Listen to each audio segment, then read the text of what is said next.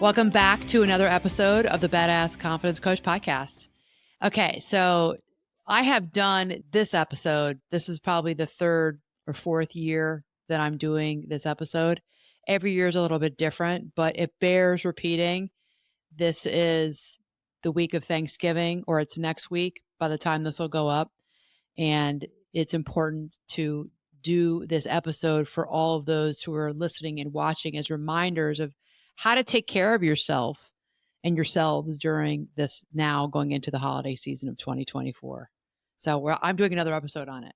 I thought they were sharing recipes. No?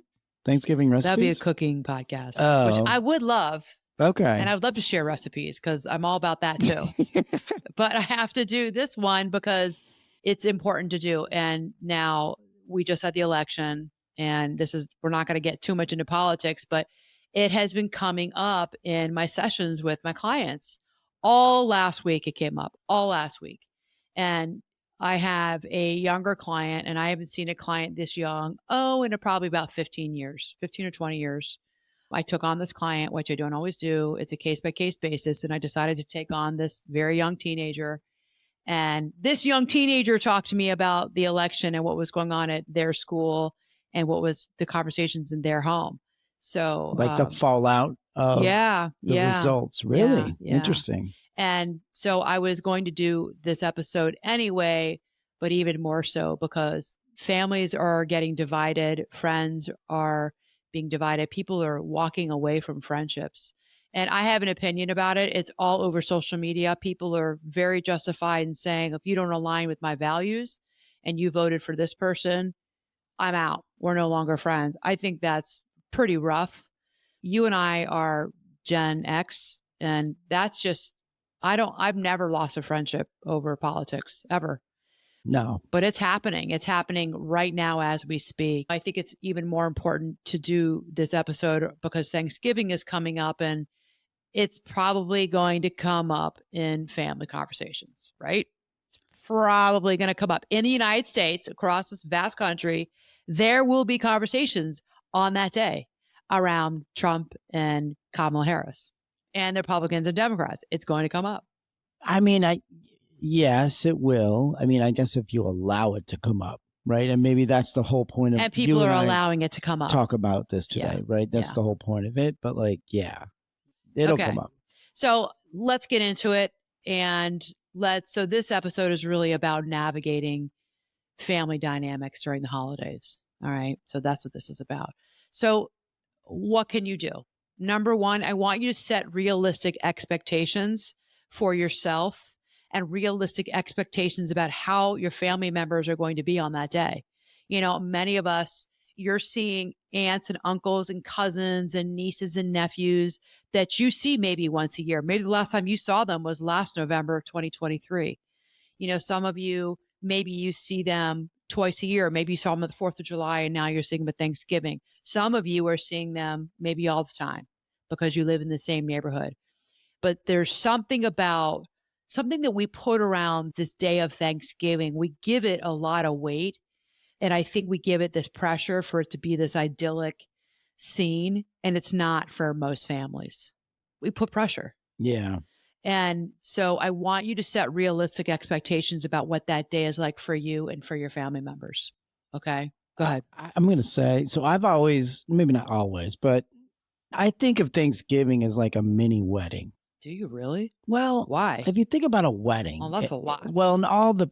Talk about putting a lot into that day, Tim. Well, I mean, jeez, it's the planning, right? It's the vision of like how that day's going to go. The food's you've never planned a wedding, so I would never say that. Okay, but hold on. This is my, it's my narrative now. Right. So it's how that day's going to go for you. Like the meal is going to go great. The cooking, the build up. Yeah. And it's like at the end of the day, rewind the wedding day. There's so many things that didn't go well and it doesn't matter. So I think we set ourselves up for these high expectations on Thanksgiving.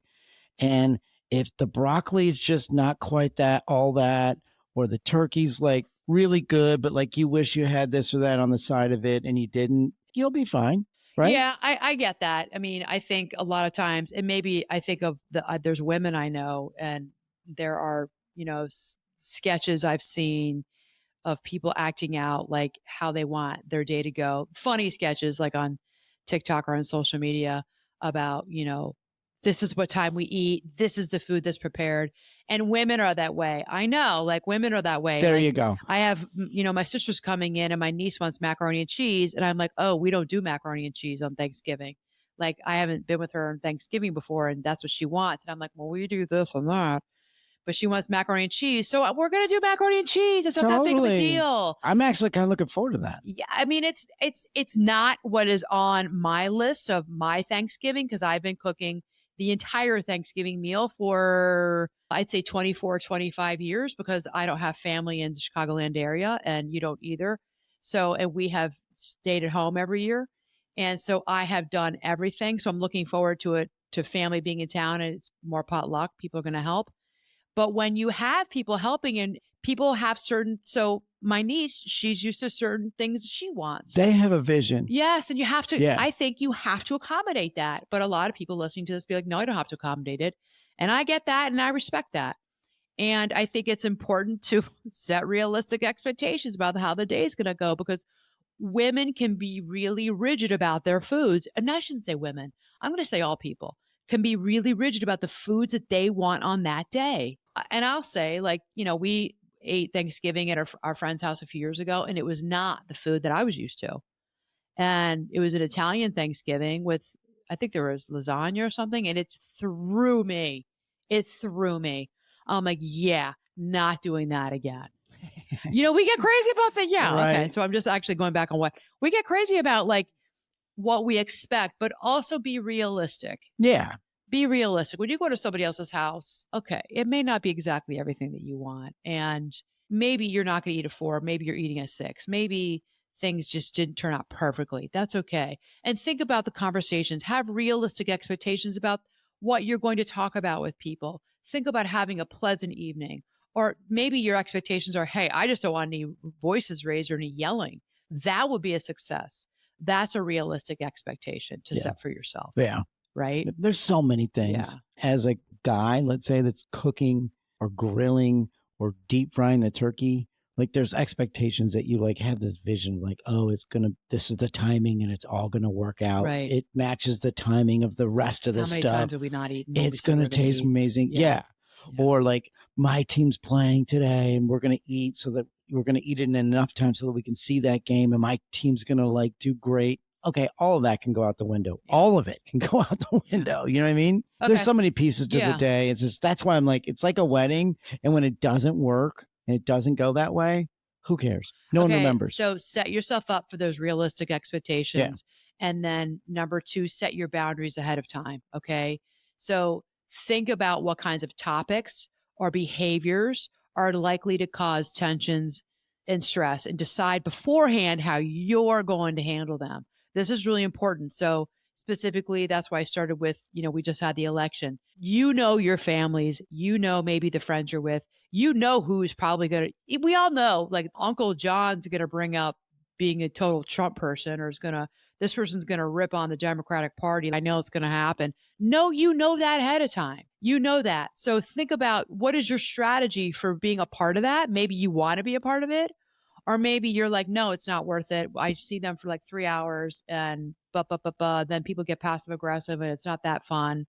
Then know that ahead of time and make a plan for it. Okay. And if you are somebody, I would ask you to not use Thanksgiving Day to have a conversation like that. Don't use Thanksgiving Day to talk about politics. That's not your platform. That's right not there. your place. If you want to talk with Uncle Joe about, why he voted for Trump, do that somewhere else. Do that go have coffee with them, go for a walk, call them on the phone, don't do it on Thanksgiving Day. Okay. So I'm just throwing this out to everybody to be responsible for what you bring up and what you talk about.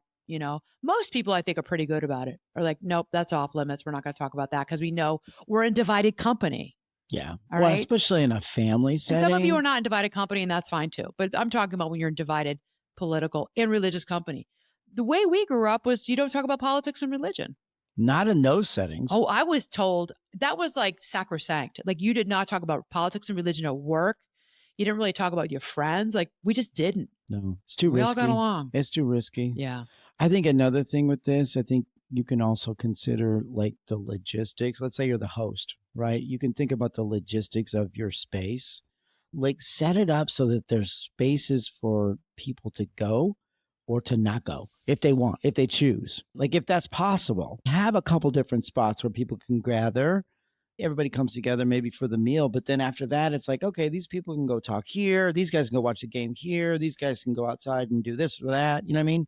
Think of that. That's a good leads me into this next point about, when you're establishing your boundaries, one of the ways that you could be establishing your boundary ahead of time is saying, if the conversation goes in this direction, or mom starts making comments about what, Susie's wearing and it causes her a lot of stress. And I always wonder, Mom, why are you doing that right now? You can maybe say, my boundary is going to be, I'm going to try to steer that conversation in another direction. So that could be a boundary. I'm going to steer that conversation away. And if you can't redirect and you can't steer the conversation, then you may want to set another boundary of, okay, if I can't, then I'm going to step away. I'm going to step away. I'm going to go into the basement. I'm going to go in the backyard. I'm going to go into the other family room. I'm going to go into the bathroom and splash cold water on my face, which actually does really work because the cold water on your face does something to your brain. It helps you get distracted and calms you down a little bit. So, the boundary is, I'm going to try to help to redirect this conversation. And if I can't, or maybe you say, no, I don't want to do that at all. Okay, then don't, but go somewhere else. And that could be you setting up like a physical boundary for yourself. Right. Yeah. Right. Next one.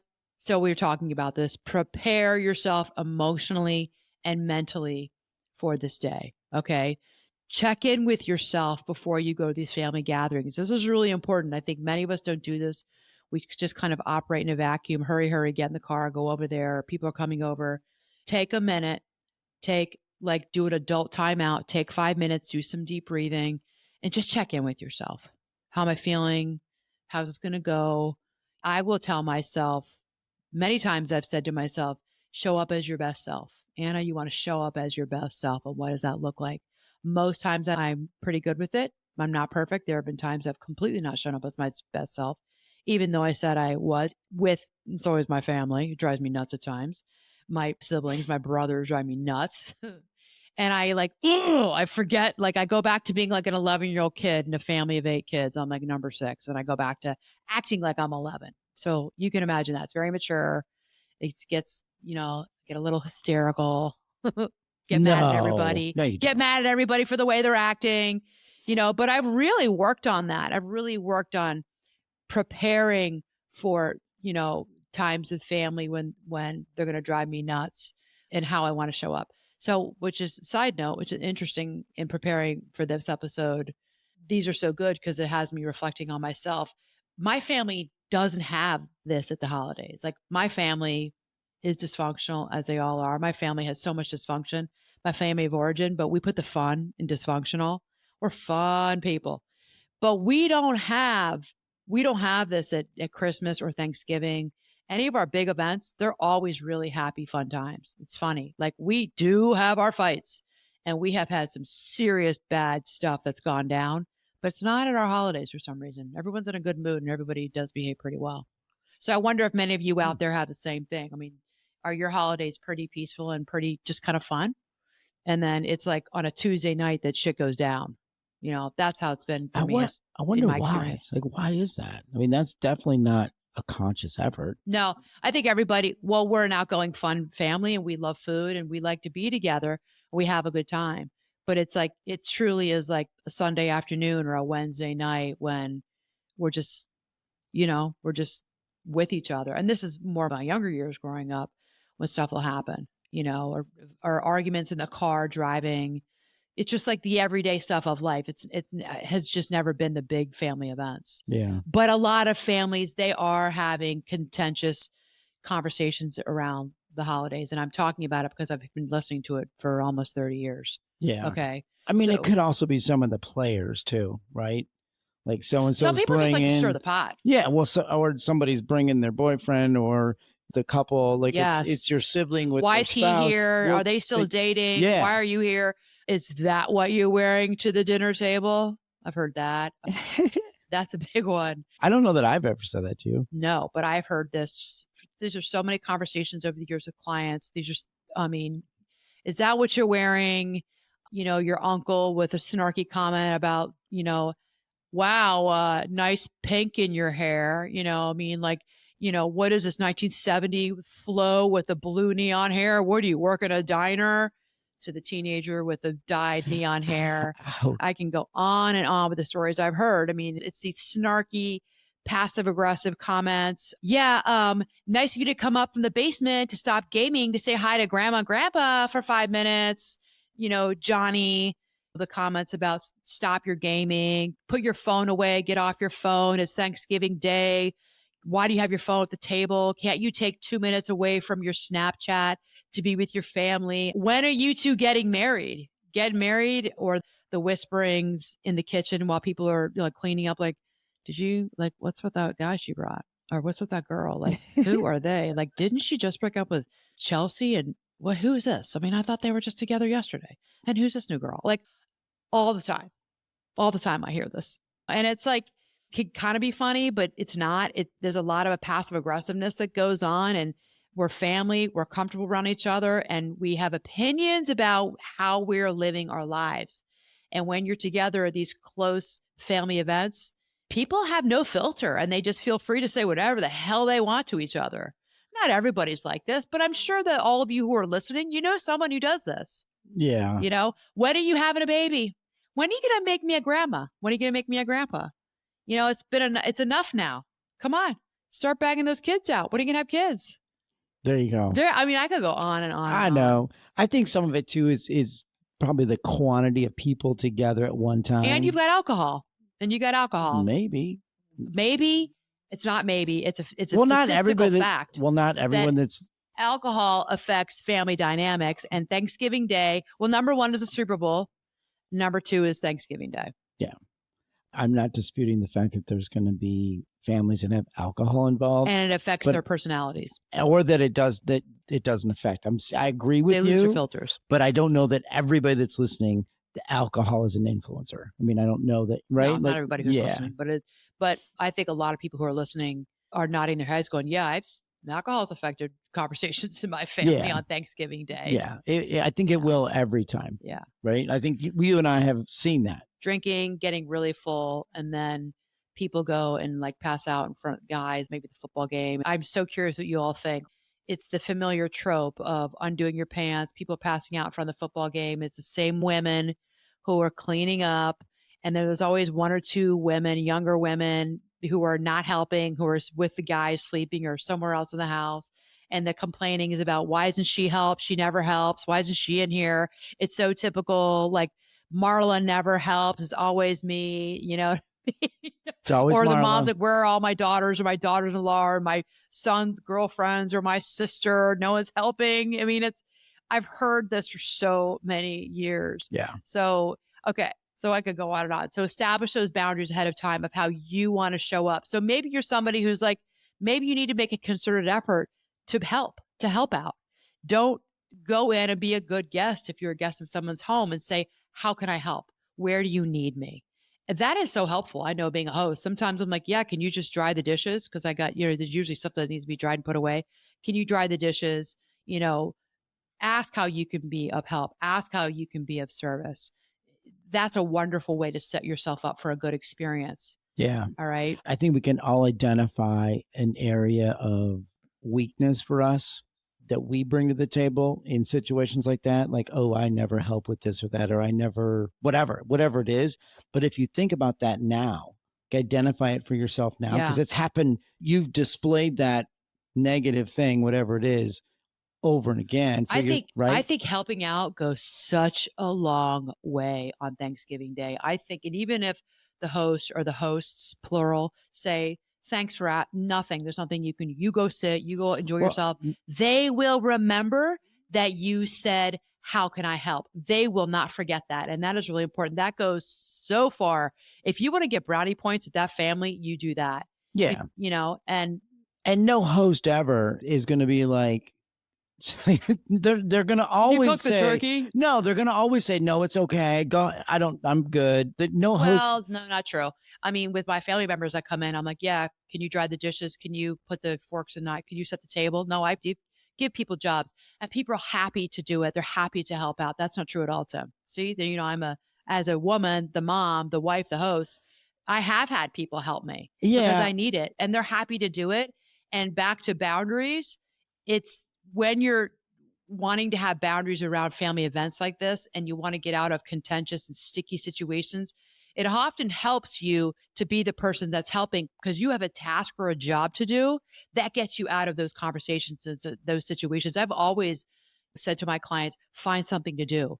Or if there's not, go hang out with the little kids, go sit at the little kids table, go hold a baby, go just do so, or go outside, stand outside for 5 to 10 minutes and get away from the contention, but find something to do. Yeah. I'm speaking from a guy's perspective. Like, you can easily jump into the game of cleanup, and that's where you need to go and ask, how can I jump in? Right. Not many people will go there. And initially, when they first walk in the door, going to be like, hey, I mean, a sister might, a mom might, an aunt, but not most people. Yeah. Right. Yeah. And I always appreciate it though. But it's 100% appreciated when people do clean the plates off the table and just bring them in the kitchen. I mean, it's a nice gesture. You notice it. Yeah. Yeah. It's important to me that the supplements I take are of the highest quality. And that's why for 5 years, I've been drinking AG1.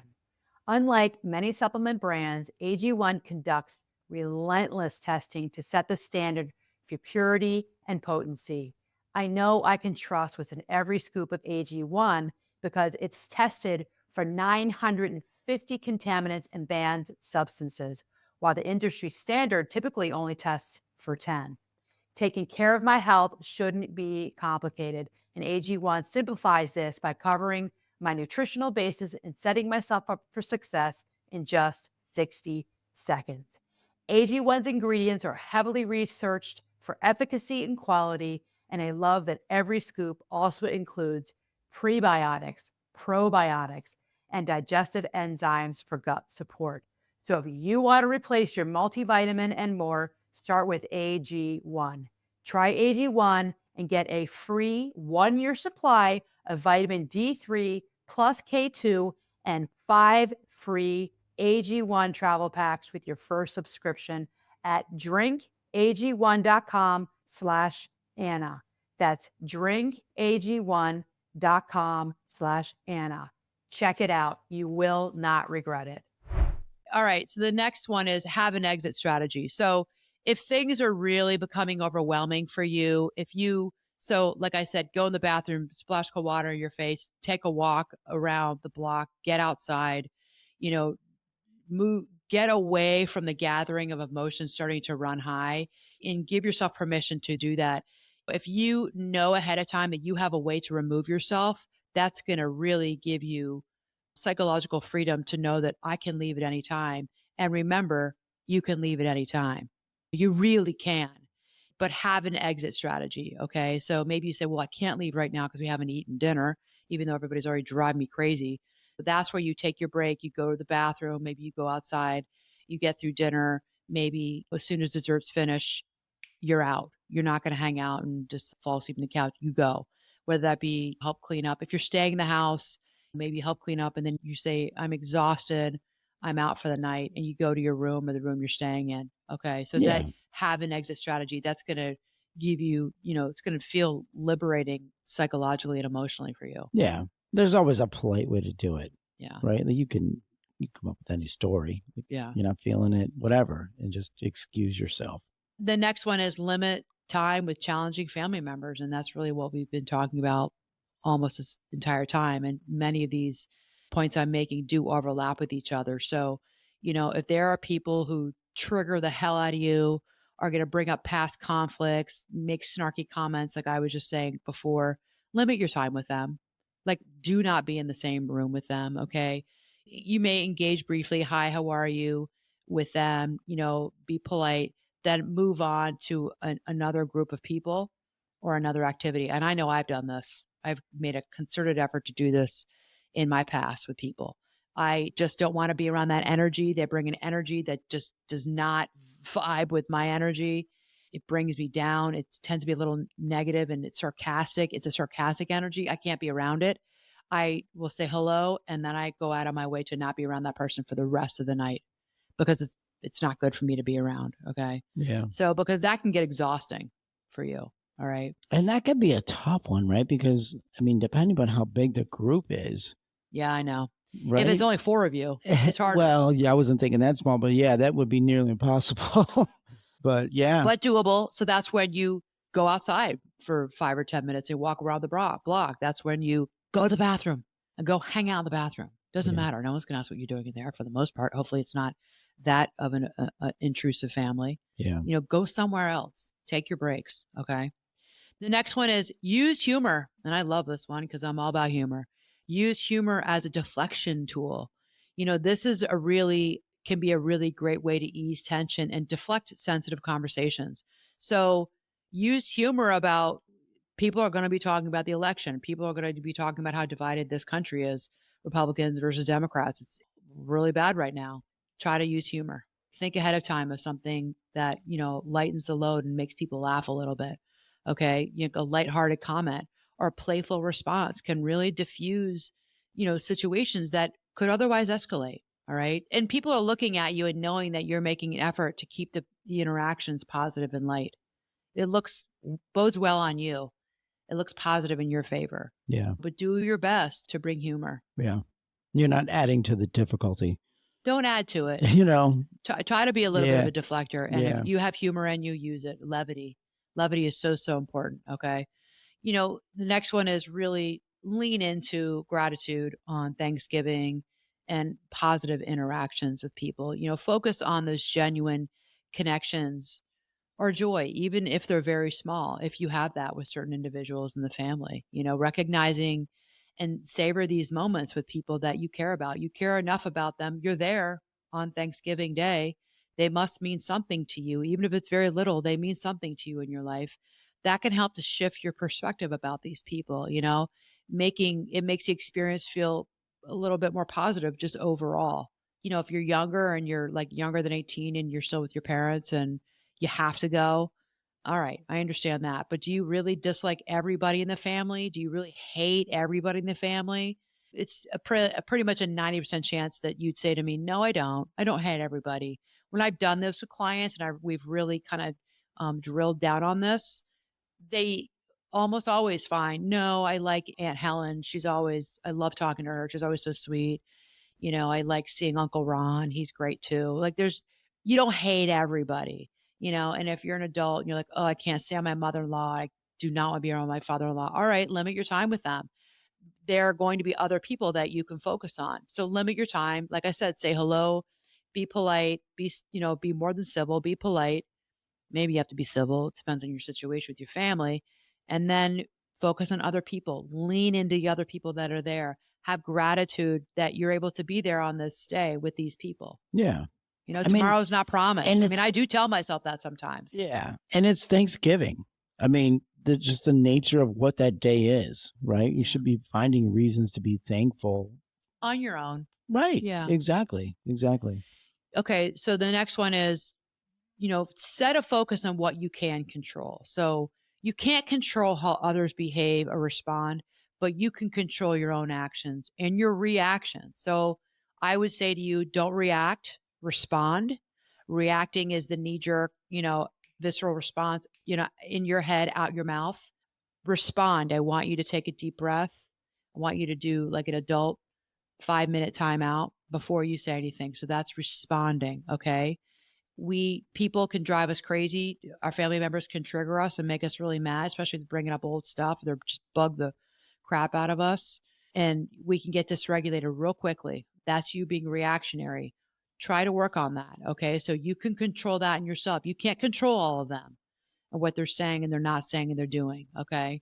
So, like I said, decide ahead of time how you want to show up, knowing that people are going to say things that are going to piss you off or make you feel, nobody can really make you feel anything, but you could move into a place of, I don't want to be down on this day. And they're making these comments that are annoying me, then move away from them. Yeah. Okay. I think You can sometimes, control that in yourself. yeah. And I think sometimes you have to have a bad memory. Like, because if there's things that have come up year after year, conversation after conversation, It's like you have to just let those go. Don't remember those. Like, oh, don't be expecting that to come back your way on this day. Just let it go. Like, don't think that it's coming. Right. And just go with what's happening at the moment. Yeah. You know? Yeah. That's tough though. That's tough. It is tough. I mean, these are some of the toughest the toughest relationships are family relationships. They're the toughest. They're harder than colleagues, coworkers, because these are people that we know intimately well, and they're people that we tend to lack boundaries with, and we walk all over each other because we love each other, and we tend to treat the ones we love the most the worst.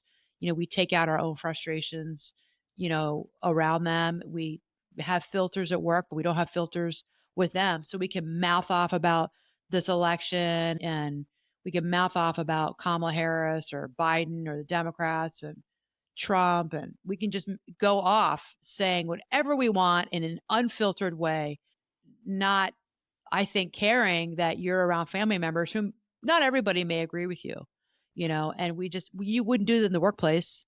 You wouldn't even do that. Maybe you would with your neighbors, but you might not with, like, you do it with your family, unlike where many of you do it. You would not do it in your other parts of your life, because we lack boundaries, and we just think we can do this. And not everybody wants you to do this and what it is you're talking about. So that's why I'm saying it's up to you to control yourself. So take that time away. And also, the next one is have support on standby. Have people in your life that are there for you. Reach out to your friends, reach out to supportive people who understand your family dynamics. Maybe you have a best friend that you grew up with who's been around your family, your spouse who's been around your family. Like, they know what it's like. They've seen it too. Like, you seeing my family, you're in the family, but you're also on the outside because you're not directly involved in all the dynamics with me, with my siblings. You are on the outside looking in. They don't treat you the way they treat me. That you're very different to them versus how they are to me, to Anna, number 6, with me, with my personality. You've seen it. It's the history. It's the history. They don't talk to you the way they talk to me. Decades of history. Yes. Yeah. You're like a bro. You're like their brother, their friend. Yeah. They talk to me like I'm a little punk or I'm a little sister, and what do you know? Be quiet, kind of thing. You don't get any of that because you're their brother-in-law. You're not their brother. Now, and they even do it to each other, right? You've seen them do it to each other. Oh, certainly. The 8 of us. Yeah. Yeah. There's a dynamic with us kids. To a fault sometimes, where it's like things that have happened back in, the late 70s are still being remembered like it was yesterday. There you go. Yeah. And that's what I was saying. Like, this all does happen in my family. It just for some reason doesn't happen at Thanksgiving or Christmas. It happens it happened like on a regular Sunday night. Man, watch out. The yelling and arguing and debating. Right. So true. And I have learned with my family, fighting about politics, fighting about arguing over COVID, arguing over vaccines, arguing about Trump in 2016, arguing about, well, not so much now. I think we're all exhausted and we've realized it hasn't gotten us anywhere. And there was some bad blood there between some of my siblings for a couple of years. And we've worked it through. They've worked it through. And, we all get along now. And I think nobody wants to do that anymore because we wouldn't cut each other out of our lives because, like I'm hearing on social media, people are doing that. We wouldn't do that. But what would happen, which is also not good, is we're not seeing each other. I live here in Chicago. They live in the DC area. I have another sibling in upstate New York. But what you find is that you're not making plans to go on the weekends. You're not calling each other. You're not, making plans to see each other when I'm in town or my brother's in town. That's how you see it slowly start to decay the relationship from these big fights over COVID, for example. But what happened in my family was we just made an effort to still be together, and we stopped talking about all of this because I think it was exhausting to everybody. And we had other more positive things that were also happening. We had weddings. Now my nephews and nieces are having they're married, they're having babies, and everybody has really been able to, I think, have joy around these new babies that are born and new family members that are brought in with nieces and nephews getting married. And I think we had enough time together where we were laughing again and hiking and being together. And we realized we have a whole lifetime of history. And is it worth it to end a relationship over some stupid argument about the president who the president is and how bad we hate Trump or how much we love Trump, is it worth it? Because we're all like past high noon now. We're all going into the sunset of our lives. And at the end of the day, are you going to remember like the fights you had in 2024 about the president? Really? You're going to remember the people who loved you, and it's love. It's always about love. It's who you loved, who loved you.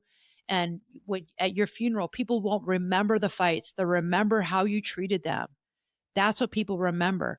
At your funeral, at your wake, at your Shiva, people remember. I remember when I got a flat tire and I called him, and he came out at 11 o'clock at night in a freezing cold night and helped me get my car towed or change my tire. I remember when, my husband had dementia really bad. And I don't really talk to him that much, but I didn't really have any help. And she came over and she stayed with him so I could go work out and go to the grocery store. That's the things that we remember in each other. It's not the fight. So if there's anything I could say to all of you, take away from this, that's what matters. Yeah. That's what matters. Yeah. And I think I'm a little exhausted right now too, because last week, every single client talked about the election. And when I was exhausted last weekend on Sunday, good sleep Saturday night, we were watching football and I was like, fell asleep on the couch. I was out. And I was like, why am I so exhausted? Why am I so exhausted? I think I was just coming down from the week because every person talked about the election. I had clients crying. I had clients like so upset. Almost everybody was upset. And I felt the weight of it. And it's funny because I had another client actually this week today who I didn't see last week. She goes, I was thinking about you last week. I was wondering how you were doing. She's in an allied field to me. She's not a therapist or a life coach, but she's in an allied field. She was wondering how you were doing. She's like, I was wondering how you were doing professionally. Yeah. She's like, because I knew, I thought Anna must be exhausted. Yeah. Well, I was exhausted. So at the end of the day, like all the stuff around politics, like, is it really what matters? Is it really what matters, everybody? Yeah, not really. It's about loving your neighbor and loving each other. I mean, all this fighting and I saw my own family and all this to say, I mean, you got to have boundaries around family members. You have to take care of yourself. You got to have support. But remember, I know that many of us can't see into the future, but try to see, in 10 years from now, that person that you want to cut out of your life, but they're also your ride or die. And you have so many fun memories and funny memories and times of laughing, times of just really wonderful conversation, times when they babysat your kids. Remember that too. Okay. Remember that too. So I think it's finally started to get to me. Okay. So have support available. So have people that you could talk to. If you have a therapist or you've got a coach, make sure you use that week to talk to them about, the holidays and what it's like for you, what your experience has been with your family, your extended family, or your husband or your wife or your partners, your in-law family. You're talking about the week after. No, I'm talking about or leading going up into Thanksgiving. Leading up have to someone it. to talk to about that. And then also have somebody, like I've had people, I have worked the day after Thanksgiving. So I've worked the Wednesday before Thanksgiving and I've worked the Friday after Thanksgiving because my clients have wanted that for this very reason where I say have support on standby. I've been the support. So I've had clients who said, yes, I want to see you Wednesday before Thanksgiving because I need that session with you just to get revved up and for you to remind me of all these things I'm talking to you all about now on the podcast for that day. And I've had many people say, no, I want to see you on Friday because I'm going to need to debrief and I'm going to need to talk to you about what happened. I just need to talk this through. So have somebody for you that you can go to, okay, to just kind of vent if you need to vent. Somebody that you can even text if you need to text, okay? So the next one is, and I've said this the whole time, try to avoid those old arguments and patterns in your family. Please try to, even like your in-law family, try to avoid the old stuff that comes up. And I've seen this a lot. Like you just said, my family, this happens in my family. Just without making a big scene, just gently get up and excuse yourself. Go to the bathroom, go to another room. Don't get into those old conversations. That is a waste of time. That is a waste of time. That is, families do that. They fall into these old familiar roles and routines that trigger old issues. Like I said, I go back to being 11. Many of us go back. I'm a very successful 40-year-old man. How is it that I want to go home? I feel like I'm 13 years old again with my dad, the way he talks to me. Okay, then you feel like you're back to being 13 years old and you will act that way because I know I have. Try to avoid that. Okay. Yeah. Remove yourself from the situation. Okay. Especially if it's a pattern. Like you've seen it before, and it's almost like you can anticipate that it's going to come up, right? We talked about hoping that it doesn't. But if you think that it's going to, you got it. Like you said, you have to have an exit strategy, or at least a way to like temporarily remove yourself. Right. Because if that thing is stimulating to you in a bad way, that's not going to help. So your job as the family member is to recognize the pattern when it's starting. Recognize, okay, here we go. Here comes this. We have this fight every Thanksgiving. Here we go. Dad's got that attitude. Dad's had a few beers. Here we go. Dad's talking about this again. That's your ding, ding, ding, ding, ding. That's your note to self. Get up, gently get up. Don't make a scene. Go to the other room. Remove yourself from that. And if you have to remove yourself for 45 minutes, then you did. Okay. Come at the last minute if everyone's sitting down for food. All right. So that's a really big deal. Practice self-care before, during, and after. Like I just said, people are practicing self-care with me at having me for a session on Wednesday and Friday, but practice self-care.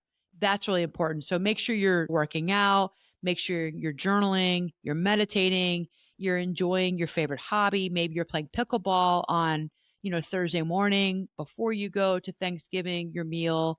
You're doing something on Wednesday night beforehand. That's really, really important. Please try to watch the alcohol input. That's not going to help you. You're going to be hungover. It's going to make your body feel like sludge. Please watch the alcohol too. That's really important because so much is worse and I've seen it.